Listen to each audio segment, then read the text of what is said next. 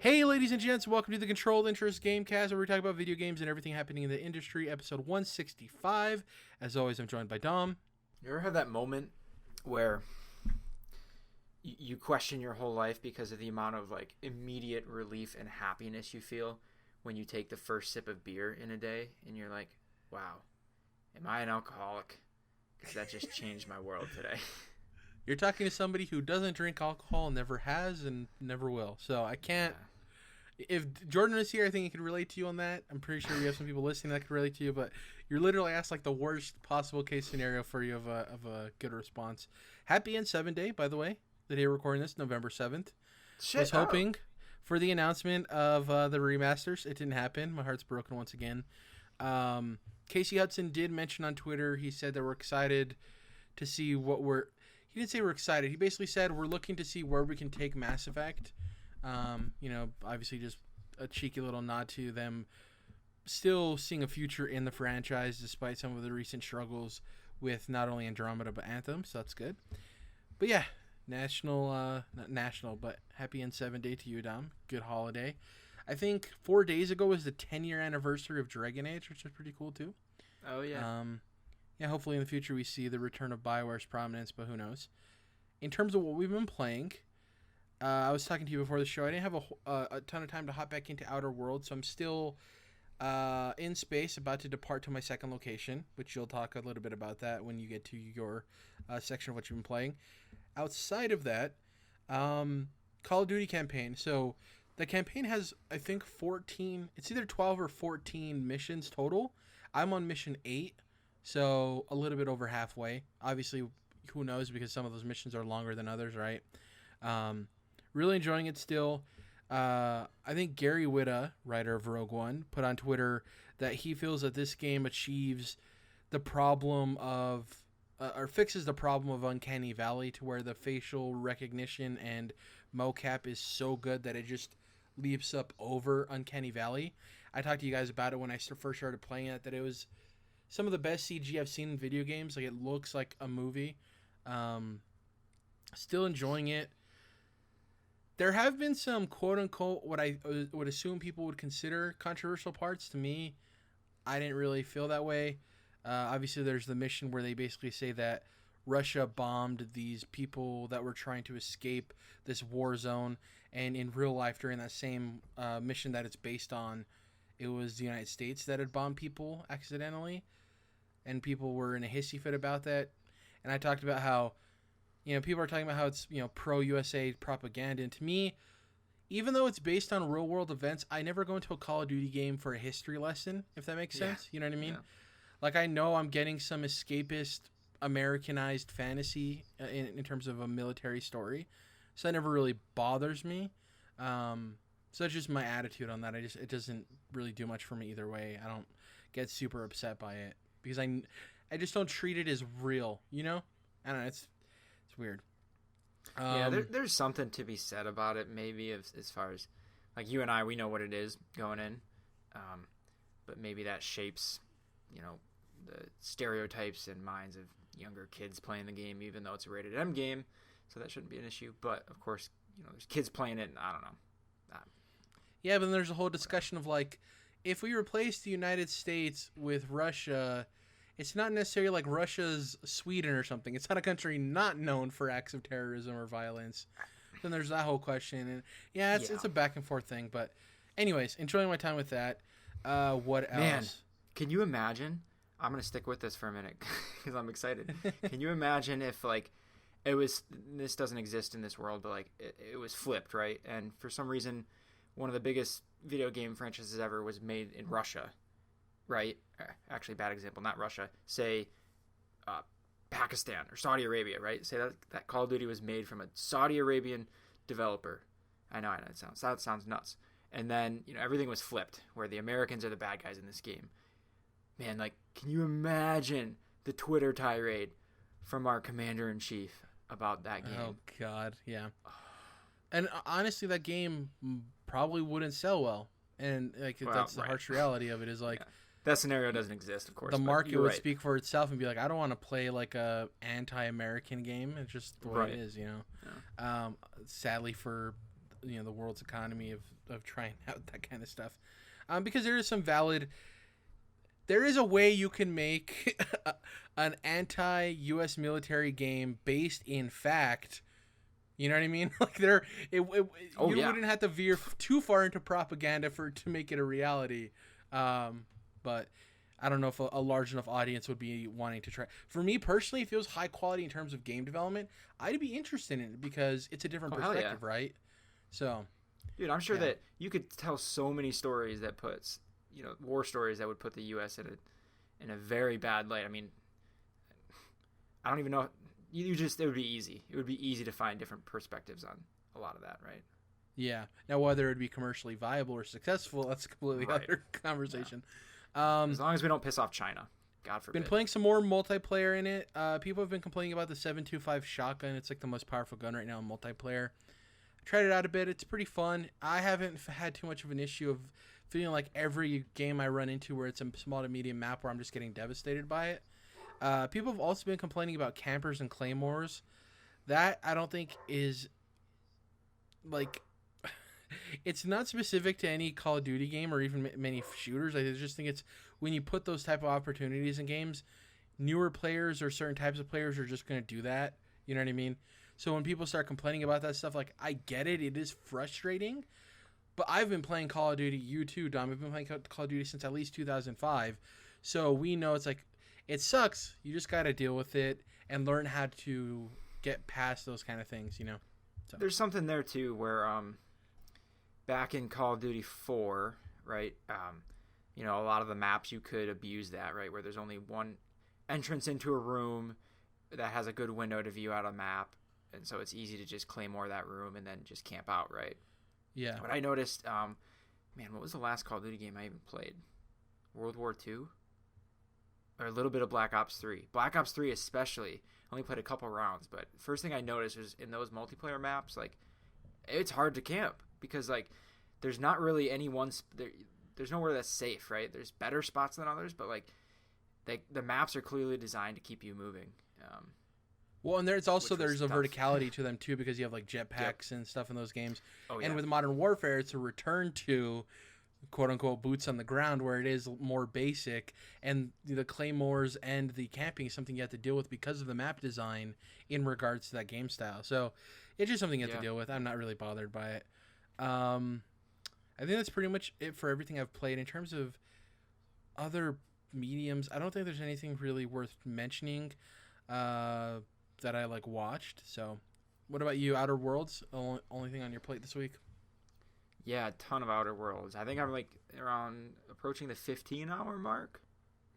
And I know that we've talked a bunch and it's been said a lot that this game is smaller in scope compared to a New Vegas. But I don't really know that that's true because I've played a shit ton and there's still a lot to do. I've been pretty thorough with the side quests, the ones I find at least. I've been clearing them all out before I move on to each new planet as much as I can.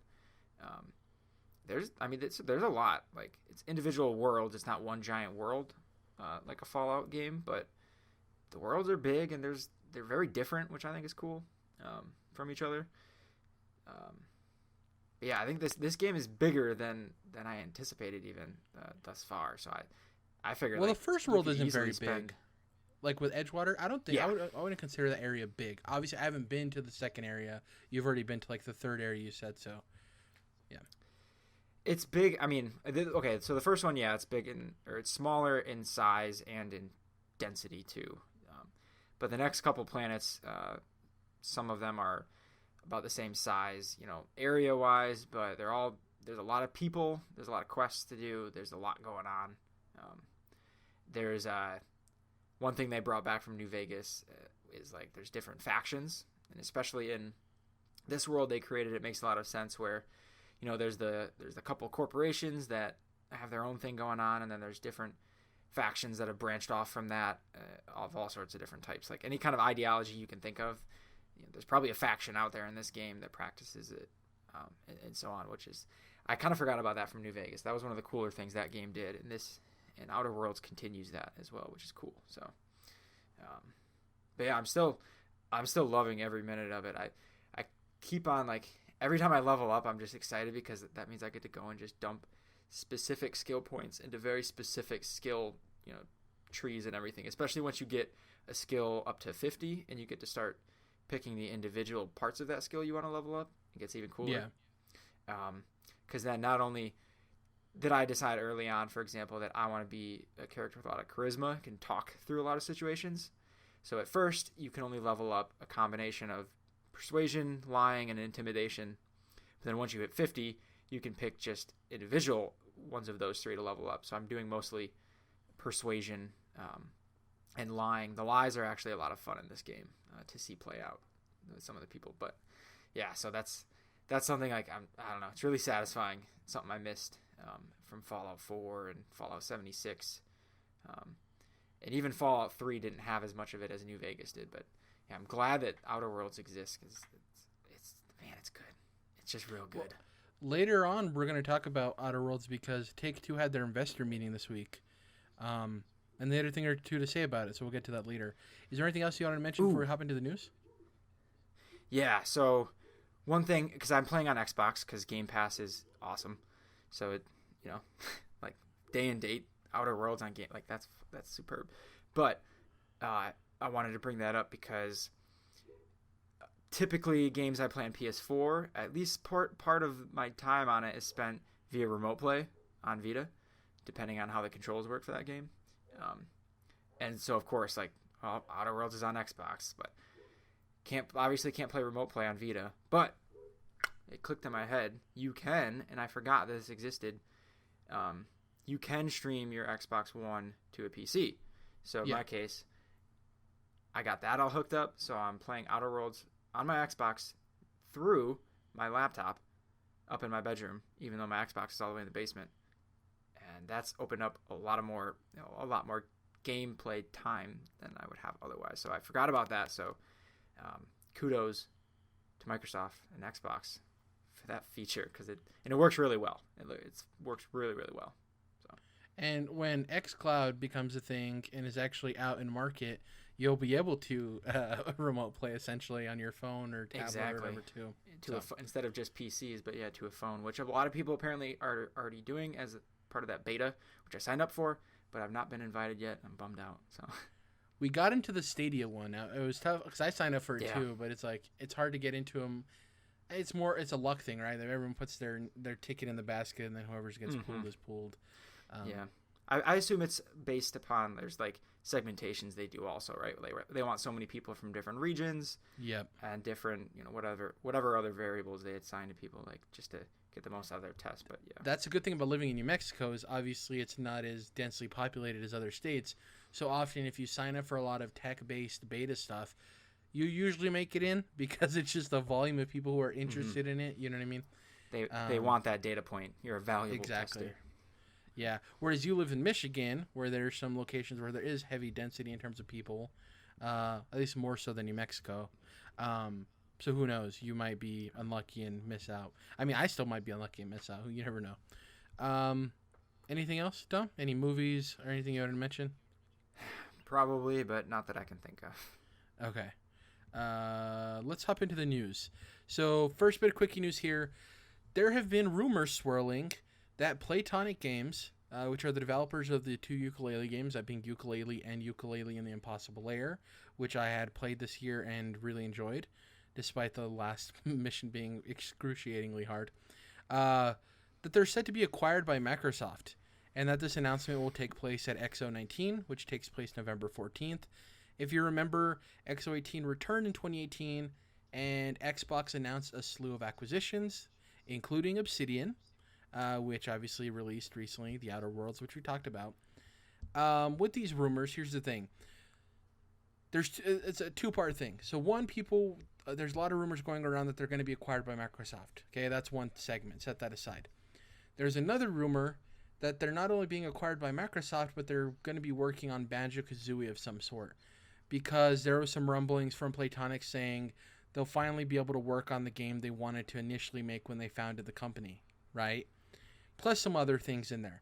So people assumed, oh, they're going to be, not only because this was coupled with them being acquired, they're being acquired by Microsoft. And since Rare's working on Sea of Thieves and other stuff, they want Playtonic, who's built of a lot of former Rare people, to work on Banjo-Kazooie, right? Because they've done such a good job with Yooka-Laylee. Now, Playtonic has recently come out and said, we're not working on Banjo-Kazooie, zip, zilch, period. We're not doing that. Now, people led that to go back to the rumors and be like, oh, they're not working on Banjo-Kazooie, therefore they're not getting acquired. Not understanding that they're kind of two separate things. One doesn't exactly mean the other, right? And the weirdest thing is that, you know how Rare, as a developer, Dom, is known as like Rare Limited, right? Rare Ltd. I don't know if you've ever seen their thing. Mm-hmm. There was a trademark filing for Playtonic Limited, which is weird if you take into account the acquisition, because if Microsoft acquired them and they want them to feel to the audience as if they are like Rare, you would want a similar namesake, right? So it's just a weird little timing thing there. It could not really mean anything, or it could mean everything.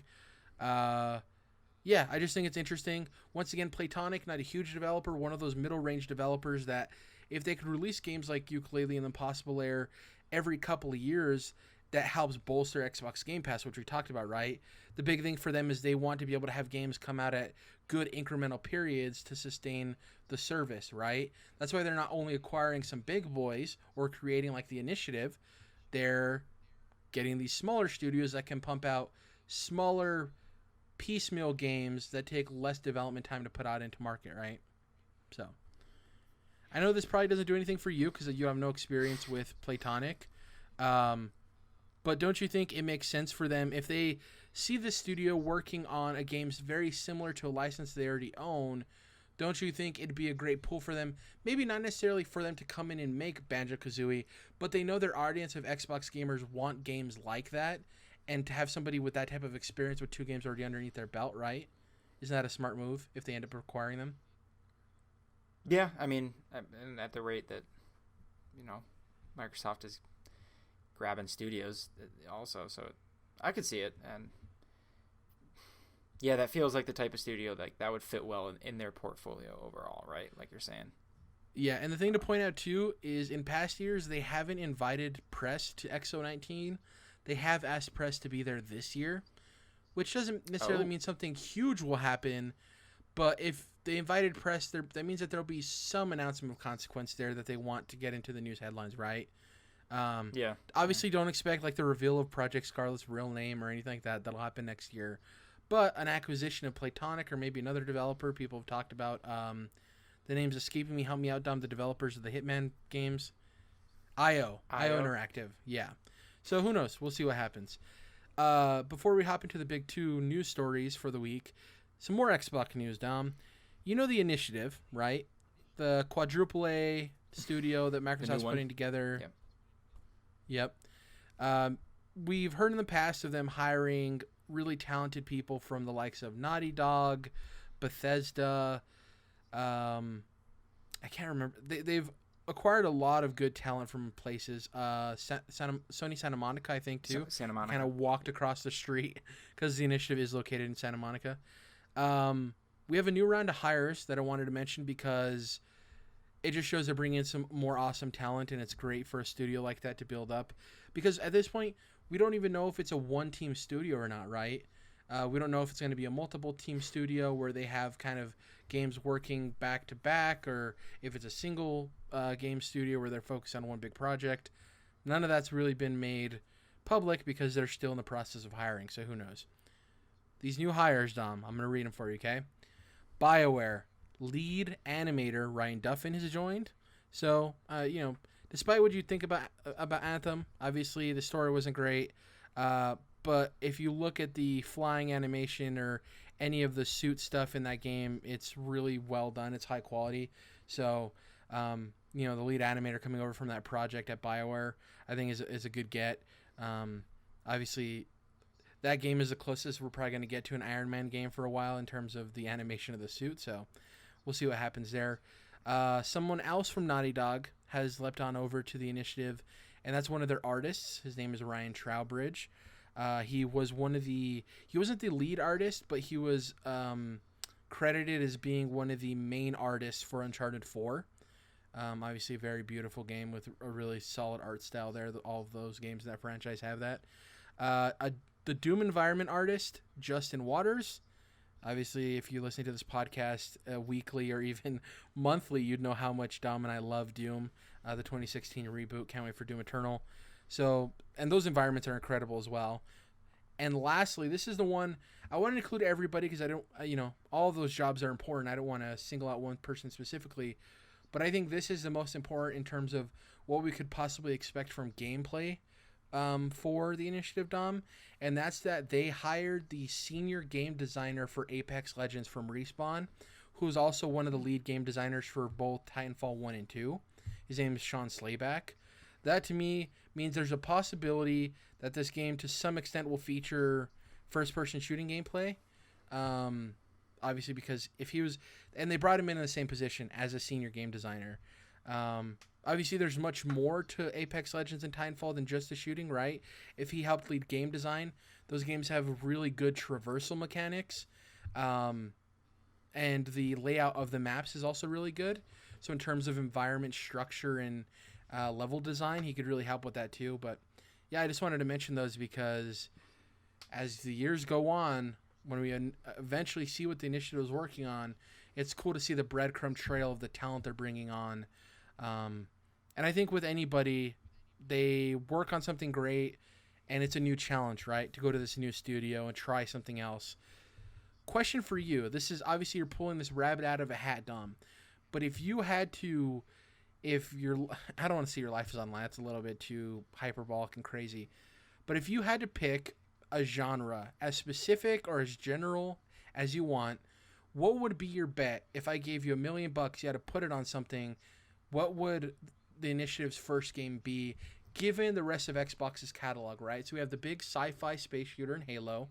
We have the really gritty cover-based third-person shooter in a post-apocalypse-y kind of world in Gears. What do you think, if you were to place a bet, what do you think that their kind of genre or theme would be for their big game? What do you think is missing from Xbox's portfolio in terms of a big, quadruple A property? What would fit? Single A, open world, action RPG, right? I'm leaning single player. That. Yeah, absolutely. You said single A.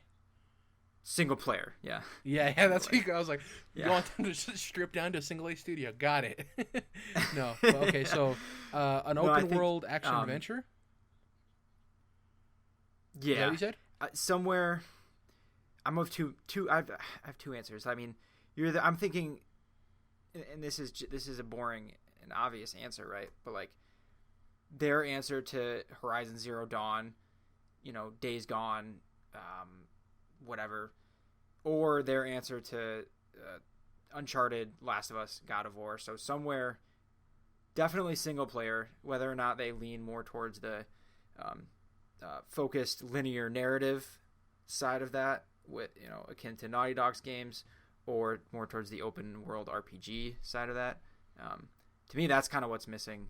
Like, those are the two big glaring holes, and that's what Sony's had a shit ton of success with lately. And this is, based on the talent that they're bringing in, this is like a studio, right? Like, this is like the team developing in front of us. So I think like this team should have, the talent and the budget and the scope and everything they'll need to make something on the caliber of those games. But that's to me what I see like their portfolio kind of needing. I agree with you. On that same thing. In the same level, yeah, for sure. It's funny you mentioned Horizon Zero Dawn because I think my strongest bet would be that I would put most of my money on it having a lead female protagonist. Now, that was stronger before Kate became the face of Gears. Because before she became the face of Gears, I was like, they definitely need a female because we have Master Chief and we have Marcus and then obviously his son. But now Kate's kind of transitioned into the face of Gears, right? I would say currently she is the face of Gears of War. Would you agree with me on that? Moving forward. Yeah, but sorry, I sound like a kid, but like, yes, that's what obviously that's what they're trying to transition to, but I still don't think they're fully transitioned into that because you still, I don't want to spoil Gears 5. I kind of just did, but Marcus Phoenix is still all over the damn place too. But you're right, like they're like 80%. Yeah, you know what? I'm gonna say you're right. Like she is now the face. I mean, he's still in the game, but he's not leading the marketing. Like Kate was leading all of the marketing. Right. She was all in the commercials. You're right. Yeah. I agree though. I'm gonna get into it. It took me a second to get there, but you're right. So with happening with her, I'm less confident in it. But who knows what the future holds, obviously. And the other thing, even though I mentioned how Sean Slayback, was a lead game designer for Apex Legends, and obviously it has incredible first-person shooting, they already have their two other biggest franchises are super focused on shooting, right? I think that this game will probably have shooting in it, but it'll be more akin to like Uncharted, where the main point of the game isn't the shooting mechanics. You know what I mean? But unlike Uncharted, it'll have good shooting mechanics. Shots fired. You know what I mean? So it'll be more action adventure focused as opposed to shooting focused. But I do think it'll make sure to have good shooting mechanics, right? Yeah, I'm very interested. Open world. Looking at their portfolio, they now have Obsidian, who will probably see the Outer Worlds too. But that's obviously an open world. It's not really open world, but you'd assume maybe the budget for the next one might turn into an open world. But that's like a hardcore Western RPG. Whereas, like you said, they need that action adventure, maybe third person, God of War, Uncharted-y, something like that.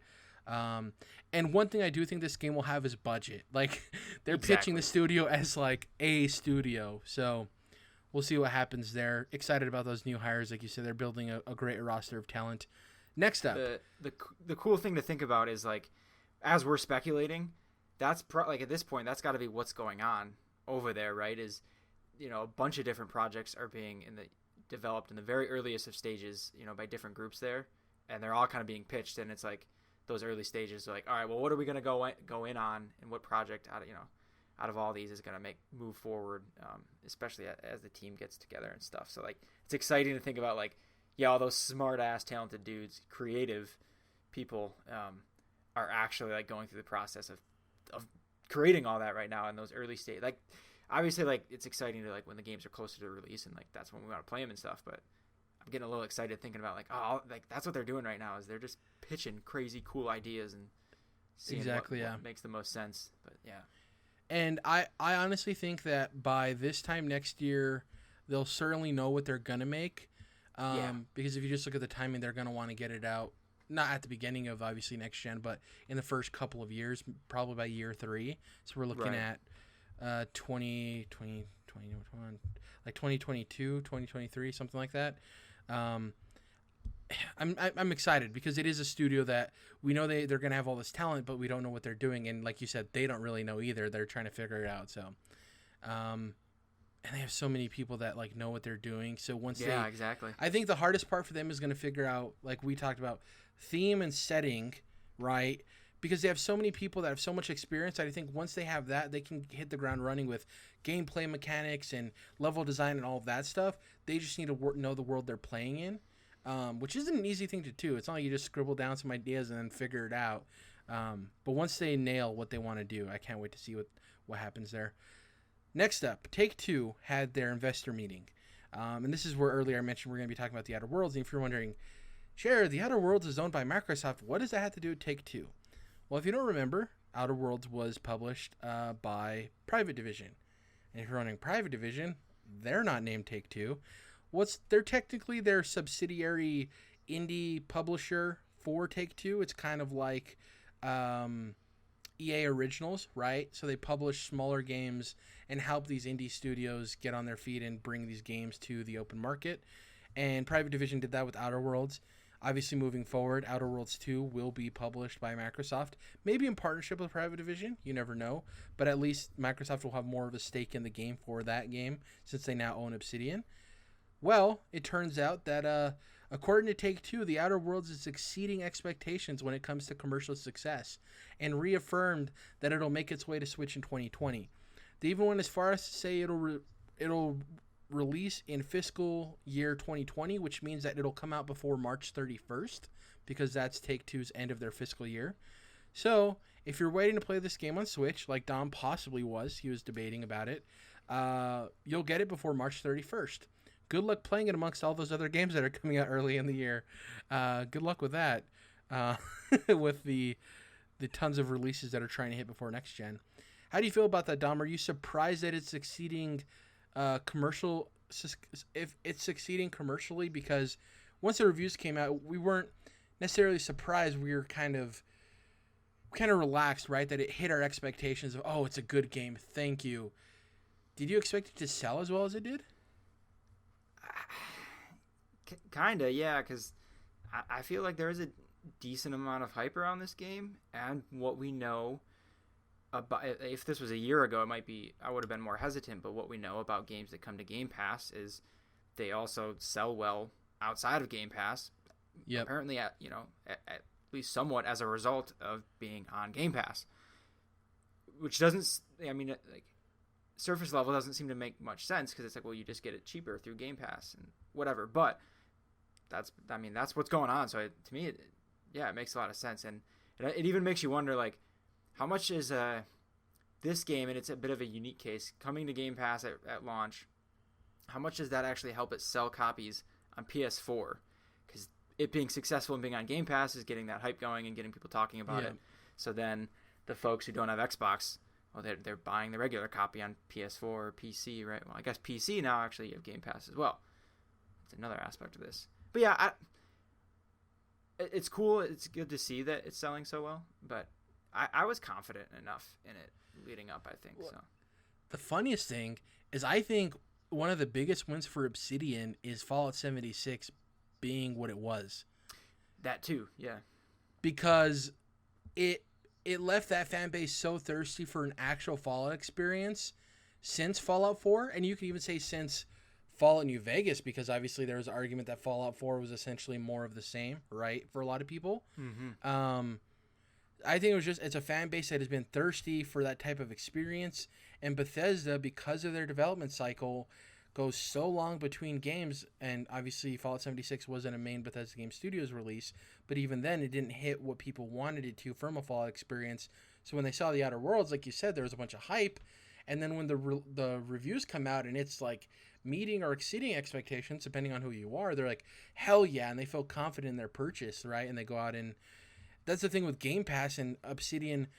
You said obviously this game isn't super small, but it isn't vast and wide open to the point that they can make this type of game in 2 years. They have their own niche market now of, we're the Bethesda game that releases between the Bethesda games, right?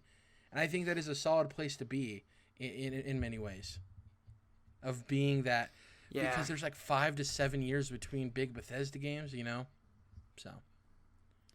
And kind of a bit of a tangent, but as I've been playing through it, I also had the thought of, obviously a lot of the mechanics and stuff, they brought over from New Vegas, which Obsidian, at least was half, responsible for creating, right? But what I find funny is, like, they brought along the same Fallout, like, charisma and, like, stupid comedy and the way the writing, the characters talk and stuff. Yeah. Right, the writing. A lot of which existed before Fallout New Vegas, right? But then I guess, like, we're also talking about, these are the same creators of the original Fallout 2, so I guess it all comes back to them at the end of the day. But it just felt like, full circle, but, like, there is very much, as many memes and jokes there are about it. It feels very much like a kind of a fuck you. Yeah.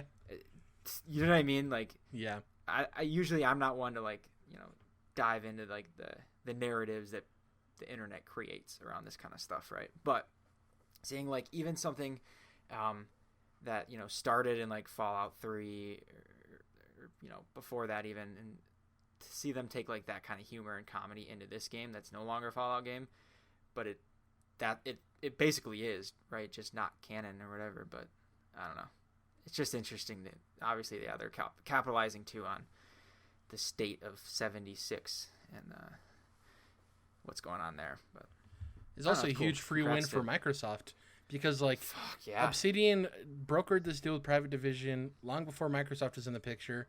Microsoft acquires them. They're like, okay, you're releasing this game. They got to look at it. It's like, oh, this game looks great. Obviously, they know Obsidian's track record. And then the game releases, and they're just like, oh, all we have to do is put the marketing behind it? Oh, it's reviewing? Oh, hell yeah. I've seen so many commercials for this game, too. Like, Microsoft definitely put some money behind the marketing for this game, despite it not being published by them. But obviously, they know that Obsidian is now a developer tied to Microsoft. So no one cares who published it, right? They're like, oh, Microsoft has this game that they published on PlayStation 4 as well, and it's a great keep wanting to say open world RPG. Open area RPG, I guess. But yeah, good for them. The other note there here is Red Dead Redemption 2 has sold in 26.5 million units total, and Borderlands 3 has sold in 7 million units. So both good numbers for them.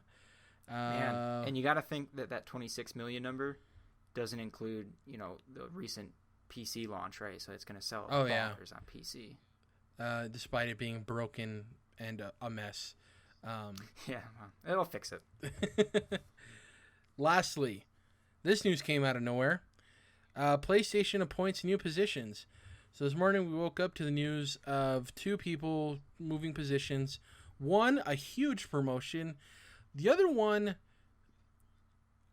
I would say it's a demotion, but I don't think it's like overtly negative. But literally from the position they were to the position they are now, it isn't really a lateral move, and it's not a promotion. So it's like, well, it's a demotion.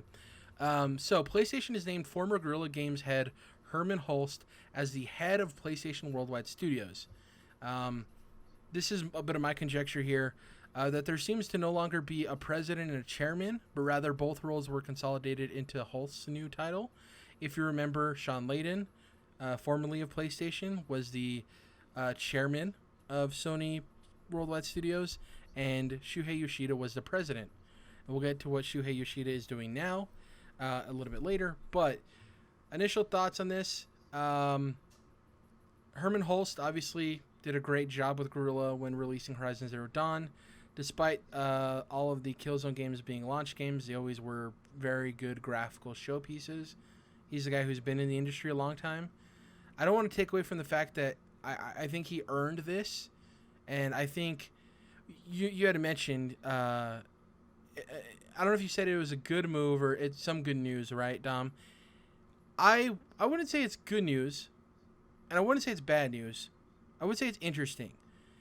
We talked about, I think Hermen Hulst has a lot of experience, obviously, with game development, and I think him having that level of relatability with the studios he's going to be working with, all 14 of them, I think is going to be invaluable, right? The fact that he could talk to him on a level of, I get where you're coming from. The truth of the matter is, though, he doesn't really, I don't know how it's going to fit from the business perspective. I don't know how it's going to fit between his relationship with what's been reported as a pretty interesting character to work with as a boss in Jim Ryan. And I don't know if and this is me just speculating, but him being from the world of developers, I see him as more of a lenient leader than like a hard ass. It's the easiest way to put it. Like, I think he is more than willing to give developers the benefit of the doubt and letting them have as much time as they want to develop games and yada, yada, yada. I'm not saying it's a bad thing. Obviously, we're super against crunch and we don't want people breaking their backs putting these games out to get them out, 3 months earlier. My issue with that is I don't know how that's going to, work with Jim Ryan. Once again, my whole thing is I don't know how it's going to work between him and Jim Ryan, and I don't know how he's going to be in terms of the business side of things. But I do think it's great for the communication aspect of him and the 14 studios. I think he'll nail that. What about you? Yeah. No, I'm with you. Like, I like the idea of like an Iwata type, right? Where someone who came from the development side and not from a more business side. So yeah, he's going to have always the developers and the studios, interests probably at a forefront more so than if someone came in who was like a marketing director or some other person who was never really a developer. And you might question their passion about the the games themselves and so on, right? Not that those people aren't also valuable, because this is a business and you need all sorts of different types of minds, right? But yeah, I thought it was cool that they're literally promoting someone again, and it's a big promotion. Like, that's a lot of new responsibility. But I mean, it's a job, and I think it's good that his voice will now be, again, still speculating, of course, which I don't really like to do, especially on things like this, especially the way Sony announces things, and then their labels and titles are so abstract, and it's always ends up kind of feeling like, I don't really know quite what that means. We think these roles are consolidated probably, but who the hell knows, yada yada. But I think it'll be good to have his voice.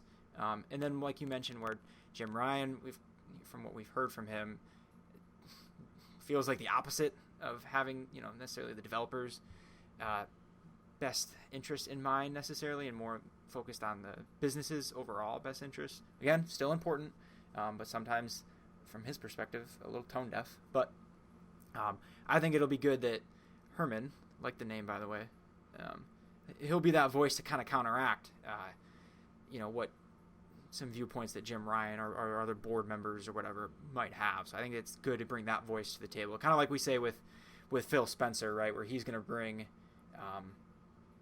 more of a gamer's voice into the Microsoft boardroom, with all the promotions he's got stuff into, right? So that was my perspective. That's my hope and speculation, right? How it actually the only plays difference, out, who the hell really knows? So. Yeah, the only difference there being that Phil Spencer has been appointed to the Microsoft board of directors, whereas Hermen Hulst, Jim Ryan is clearly his superior. Yeah. Like I get what you're saying. It's a bit different, but my one worry is with Jim Ryan. Like, I think Hermen Hulst will always have the best interests of the developers and the fans in mind, right? My worry is, will he be lenient to a fault in Jim Ryan's eyes? How will that work out? The weird thing here, too, is all of this got a huge blog post by Sony themselves announcing all of this stuff. And Sean Layden, still, we got a tweet about it. We might never know what happened with Sean Layden in that. And the thing to point out here, too, is... so I'm going to get through the Shuhei Yoshida stuff here real quickly. Along with the promotion for Hermen Hulst, Shuhei Yoshida, who is formerly the president of Worldwide Studios, will now be the head of an initiative to work with indie developers. They clearly said in the blog post that he's no longer has the position of president. He's moving onwards to something else. And that's why the consolidation thing was thought about, because Sean Layden was the chairman. He left. Shuhei Yoshida was the president. They moved him, and they appointed someone as the head. So it's assumed that those positions are just... they didn't say they were filling them, so they just disappeared. And we talked about, obviously, they've been restructuring their entire business. This is good. They're working with indie developers again. Shuhei is somebody who loves to work with indies, and he's very talented, and he has a lot of experience in this field. Obviously, they're doing this because PS5 is coming around. In order to bolster your library of games early on in the generation, you need to have a strong stable of indie developers. And my one, I don't want to say worry, the interesting thing is that they're appointing Shuhei to this like a year before the next gen console is going to launch, as opposed to where we recently talked about how Xbox had been working with ID at Xbox with developers and paid them over $1 billion or whatever. So they have those ongoing relationships, right? And it's not to say that Shuhei won't get them done. He's awesome and everyone loves Shu. And it's just, if you were going to do this, I would have loved to give Shu a little bit more of a runway, right? I still think he'll get things done and it'll be fine. I just think that they put him in a weird position, right? I feel bad for Shuhei because it's like, I wish he had more of a lead into next gen, being able to work directly with these indie developers. But that's just my opinion on it. What about you? What do you think about the move for Shu? Yeah, it kind of gets the feeling of like you said, obviously not a promotion. It doesn't seem like just purely lateral either. I mean, you assume that, dude probably didn't take a pay cut or anything crazy like that, but he certainly didn't. I mean, it feels more like a passion thing. This is the job he wanted. I get the feeling. And he wanted to kind of spearhead and make sure that there was some, there was some legitimacy and around this initiative. to have better relationships with the indie devs and so on. So on paper, it's all really good. But obviously, like you said, like it's easy to see the motivation, like especially as you're rolling on a new console, to get a library built up as quick as possible. So like the more indies you can get, the better there. And then, as we saw the same kind of thing on PS4, and then apparently as time went on, they forgot about it. Sony kind of said, well, we don't really care about indie devs that much. I mean, yeah, you put your games on our stuff, but like we're not going to bend over for you, right? We don't need you as much anymore, since we have the install base now and so on, right? So that's the concern, I guess, that as PS5 goes along, they do the same thing, which might make business sense, I suppose, but obviously you like to see a helping hand provided to indie devs to get more. I mean, that's how we get a lot of cool ass games that we might not have known about otherwise, is like bigger studios and publishers or whatever helping out indie games, get them in front of people. But yeah, this again, like on paper, it's good. There's some officialness to the initiative, right? Like you talked about with Xbox when they did ID at Xbox, just having like that program, having a name, and like there's some substantial meat around. It's not just PR speak. We hope. But yeah. And cool. Like I said, I think Shuhei will do a great job. I just wish they gave him some more runway. A little tight there to the launch, and I think he'll make it work. But just looking out for you, Shu. Just looking out for you. Lastly, so in an interview that also came out today with GameIndustry.biz, there was an interview with Jim Ryan, which I wrote down as the often perplexing CEO of PlayStation. Very odd guy. He has a foot and mouth syndrome sometimes. Says some things that just leave you scratching your head a little bit. He made a point to say that their focus is on globalization at this point, and he reveled in the fact that Hulst is European, and he said that the new position should be a point of pride for Europeans in general, for the region, which is an odd thing. Like, yeah, it's great that he's European. I just don't know why that matters in terms of him being head of Worldwide Studios, right? Yeah, and it kind of offers legitimacy to the reports we hear that like there's power struggles between like PlayStation Europe and PlayStation USA, right? Why would he? Well, that's what I was going to ask. Is like, weird.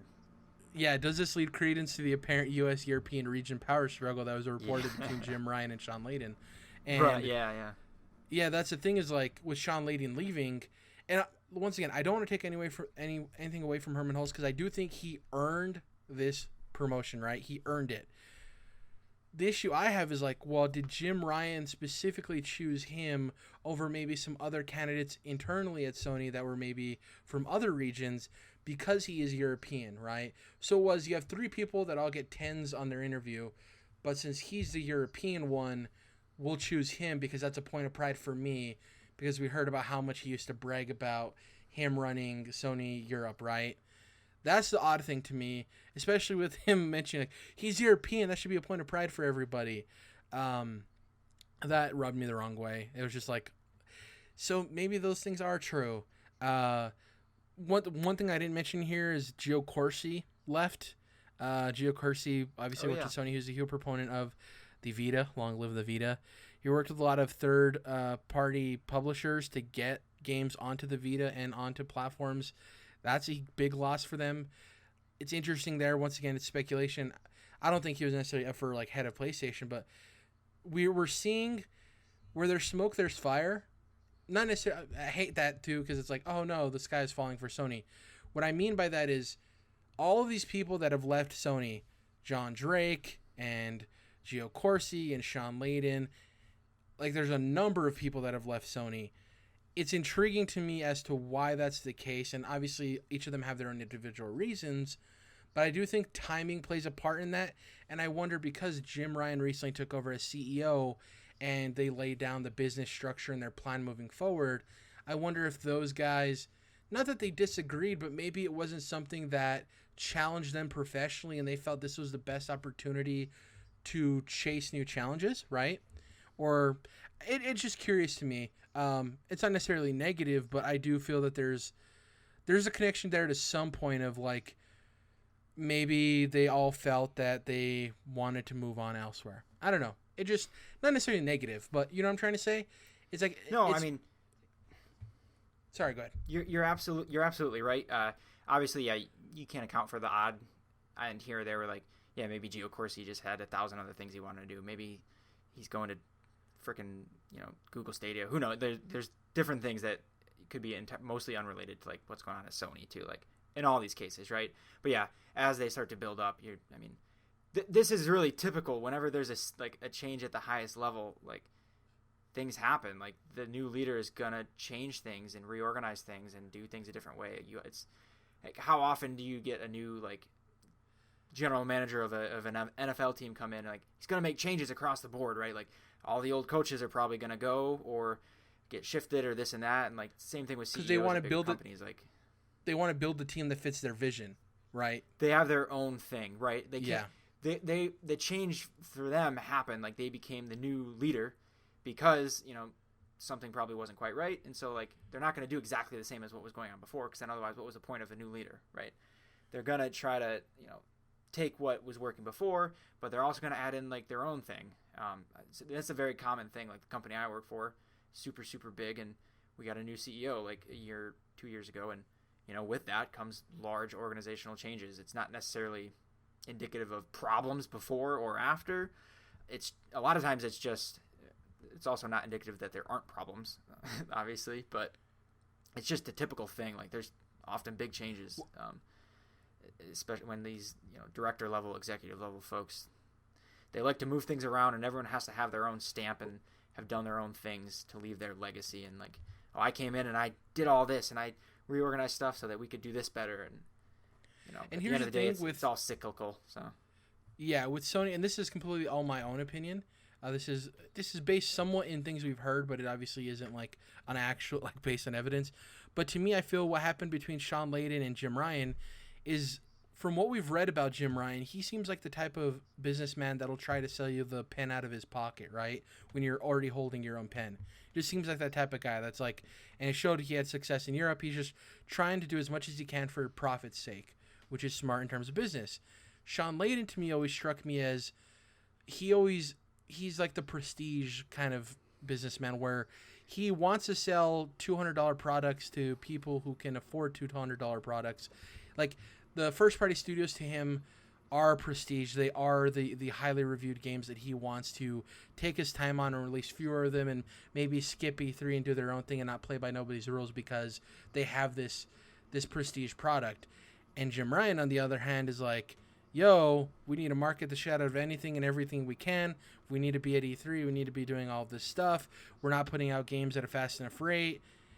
A lot of this stuff, right? I think it's just a difference in vision. And I think maybe that's where they clash the most. Because I do see Jim Ryan as the guy that's like not going to skip on any opportunity he can to make the brand money. Whereas I think Sean Layden is the type of guy who's like, we're going to take some hits for the sake of the quality of our stuff and for the prestige of our stuff. I don't know. That's why though, like, even being the Jim Ryan personality in that scenario, if what you really care about is profit, then you have to recognize that, you also have to surround yourself with people with a little bit different mindset to maximize that profit. So that's why I was encouraged by the Hermen Hulst things. I'm hoping that he's a little more, developer, gamer minded. And that also indicates that Jim Ryan is, acknowledging that, yeah, we need that voice here too. That's my hope, right? And the big hope is that he listens to him. Because it's one thing to have somebody with... Exactly. Somebody like Hermen Hulst trying to do everything he can for the good of it. It doesn't mean anything if Jim Ryan doesn't take his opinion for anything. You know what I mean? And that's what's going to suck if that does happen. But yeah, congratulations to Hermen Hulst. I don't know if I'd say congratulations to Shuhei, but good luck on your new endeavor.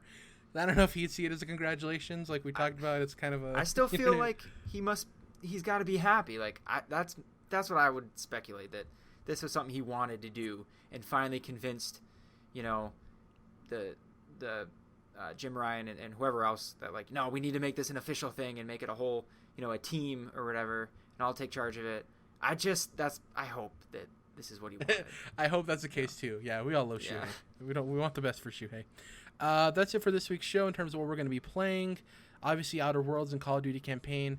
I'm going to buckle down and get those done because we got Star Wars coming out next week, baby. Not only Mandalorian, but the actual game, Jedi Fallen Order, coming out on the 15th. So I want to grind away on these games and get them done.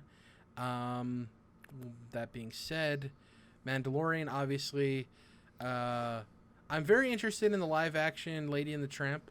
Obviously, I don't think it's gonna be like movie of the year, but I like Lady and the Tramp, so I'm interested to see the live action version of that, and just excited for Disney Plus in general, man. Gonna watch Gargoyles, an animated series. Obviously, not all next week, but I'm just glad to have that catalog of all of that stuff. Like, it's gonna be awesome. Disney Channel original movies, all of that stuff. I've gotten so excited for it the past like 2 months in particular, right? Gonna watch Mandalorian as that comes out, and a lot of other Star Wars stuff, because they are getting like Rebels right on there. I'm pretty confident. So I want to watch through that. But then in general, just kind of going down like a nostalgia trip for a few months of just like binging old Disney movies and like the Mighty Ducks, like shitty movies that I loved when I was a kid. Dude, they announced a new Mighty Ducks series for Disney Plus. And I couldn't be less interested, and I loved those original movies, but I don't want more. They're really bad, so I'm not but just because they're bad doesn't mean the new one can't be good. It's like the opposite of, you're having the opposite reaction of what most people have, like, oh, that old thing I liked is good, I don't want the new one to be bad. You're like, the old ones are bad, I don't want the new ones to be exactly like that, which would be a good thing. Yeah. I just don't want more. Anything that they take from the original, I don't want it. You know, well, that's what I hope. I hope it doesn't take a lot from the original. They revealed the synopsis. It's about a kid who actually gets kicked off of the Mighty Ducks and starts his own team. That intrigues me. It's so bad. It already sounds bad. I don't know why. That sounds great to me. But no. I can already just feel the corniness, and like, I love those movies so much when I was a kid, and then I've watched them again in the past few years, and every part of it is so bad, but nothing is more offensive than how inaccurate of a depiction of actual hockey it is, and it's a painful. Movie. I can point to so many football movies where they're not actually really playing football. Right, but it's the greatest example of dissonance between a sport and, you know, the depiction of a sport and the sport actually happening. There's the biggest gap between those is the Mighty But don't Ducks. you think, and this is a whole tangent, don't you think there's an argument to be made that happens because hockey isn't as popular as football in the States? Yeah. So therefore, they don't want to try to over-explain and complicate. Because I wouldn't say hockey's like overly complicated, but it's complicated, right? For a general fan base where the sport isn't as popular as another sport, I think they're like, yeah, we're going to get hockey inaccurate, but we just got to for this Disney Channel movie. You know what I mean? You're 1,000% correct. Yeah, that's why. I mean, they're not going to. But as somebody who grew up loving hockey, it's understandable for you to be irritated by that stuff. I totally get it. Yeah. You're like, God damn it, this is one of my favorite sports. What the hell are you doing? I get it. Bash Brothers, baby. In terms of what you're going to be watching or playing, Outer Worlds, obviously, Dom. Anything else? Mandalorian, obviously. Yeah, Outer Worlds. It's just so good, dude. It's just so good. Are you day one on Jedi Fallen Order? Yeah, I pre-ordered it, I think. So shit, I guess it's going to show up, isn't it? I'm day one, 100%. I guess the only way it wouldn't be is if the reviews come out, it's like, this is a 6, you know? Or like it's bad. Even if it's okay, I'm going to buy it just because I want to mess around with the lightsaber. But if it's like bad, that's the only way it wouldn't. But I don't think it's going to happen. No chance. You know what you made me think of? You mentioned when we were talking about, what was it? The Initiatives game of like, oh, like it'd be cool again if they also had a female protagonist, right? And where my mind immediately jumped was, oh yeah, like in Last of Us Part 2. I mean, not only do they have a female protagonist, but they have a gay female protagonist that in the biggest trailer of the year at E3, they put kissing another girl, which is like, you know, for a lot of people, that would be like triggering or something, right? Of like, what? No, like, damn, SJW's putting their gayness in our games. And what's weird? Have that. It's weird because it's like that. It's a cross section of like everyone who doesn't care, which is us, right? It's like, it's just a human thing, right? It's like, whatever. It's a kiss between two people who love each other. Then there's the people who are like, gross, gay people, or that shouldn't be a thing in video games, in my media, yada, yada, yada. Then there's the third section of people who are like the guys who are anti-gay, but also like to see women kiss. So it's like, but no. It's so weird. It's exactly It's exactly where I was going with this. So that that's like halfway there to like or less than half, whatever, because it's just one game. But it's almost to that like full representation that you hope to get more in games of gay people, frankly, right? So then thinking of Jedi Fallen Order, and some of the early complaints were, wow, you could have had any weird alien race in the galaxy and you picked another white dude to be your protagonist, which is I'm not going to get hung up on something like that, but I get the complaint. It'd be cool to see some more diversity, if it's especially when it's arbitrary. But the voice actor, I'm going through a loop here, but I'm going to come around. So the voice actor for the protagonist, I forget his name in Jedi Fallen Order, is a real life actor in the show Shameless and Gotham. That show and Gotham. Yep. I haven't watched through Gotham. Cameron Moynihan. His name is Cal Kestis in Jedi Fallen Order. Yeah. Good catches. And in the show Shameless, which I'm gonna say is like what he's mostly known for. Yeah. He's a goofy looking like ginger kid who's also gay, and it's like a depiction of a gay kid growing up that's like kind of uncomfortable and weird and awkward, and it's super graphic and whatever. So I like through all that I was like, wow, wouldn't it be cool if in Jedi Fallen Order, and I don't know that it makes sense in the narrative, of course, but like if it turned out like that character was also gay, and they just like in one of the biggest franchises in Star Wars and one of the biggest games of the year, your protagonist is just kind of like not advertised as this, but then in the game it's just like a big part of the plot all of a sudden that he's got a boyfriend, or however it works out, in a way that still fits Star Wars. Not that he's gay, but it revolves around his relationship, right? Because you don't want the point to be, oh, he's gay. That's the issue or the crux of it. But having to deal with that, the thing that sucks too about The Last of Us Part 2 is if that was two men kissing, I think you would have heard a lot more backlash. Right. Because we talked about how because it's two women kissing, there are obviously still a lot of hateful people. There are like the weird dudes who are like still hateful, but they're like, it's two girls, so it's okay. Which exactly sucks. It doesn't draw the same reaction as if it was two guys. That's why I think it would be cool, frankly, and I'm certainly not the expert on how this stuff should be handled. But I just in general, I'm like, let's do new stuff and like just show different types of people, different types of stories. The argument about another white dude leading it, I agree in the sense of like it would be cool if he was like Latino or black or a woman or whatever. The alien conversation is interesting because there's actually been studies that say that video games that don't have human characters as the people you control sell less. So yeah, I could see it.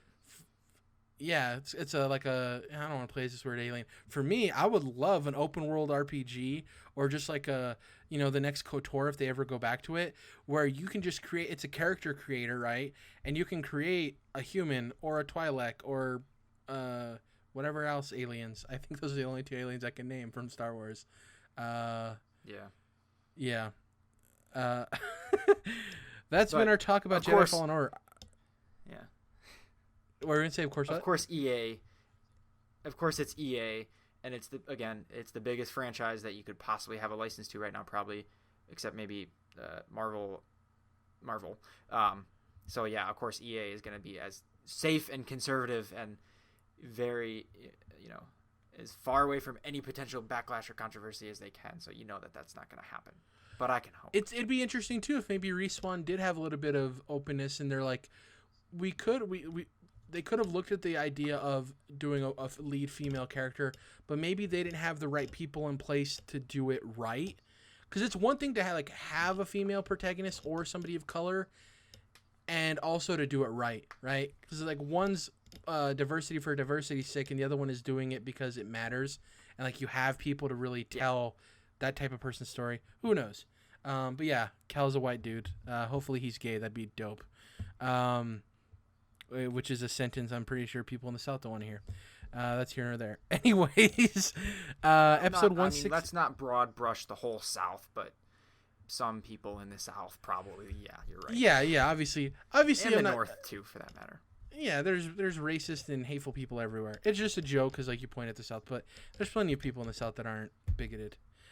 So if you're listening to us in the South, I wasn't calling you out. You live in the South. I live in the Southwest, technically. Oh, okay. When people refer to the South, they refer to like Florida, Georgia, Alabama. Like the cutoff is like New Orleans, I would say. Everything east of New Orleans is the South. Because then Texas is Southwest as well. Even though it's like all of the South, essentially. Anyways, that's been episode 165. Jordan should be back for episode 166 next week. We'll be talking about XO19 and possibly some other stuff. It'll be happening the same day as the show, so hopefully it happens earlier in the day. I haven't checked. It's taking place in Europe, which means they're like 7 hours ahead of me. This is going to be interesting to see when that actual time is. And if Playtonic Games or somebody else gets acquired by Microsoft, that'll be a cool talking point. Anyways, that's been it for this week's show. Follow us on iTunes, leave us a review. It helps us move up in the algorithm, search controlled interests. Do that on YouTube as well. We'll pop up. Hit the bell notifications and subscribe. The bell lets you know when we upload new videos because the sub boxes on YouTube are unreliable. And lastly, go on over to Twitter. Type in @CTRLINT, that's controlled interest abbreviated. We'll pop right up. You can follow me @Jared_. You can follow Dom @Dom's Oreos. And Jordan, who's not with us this week, you can follow him @Melomotus. We will catch you guys next week. Bye.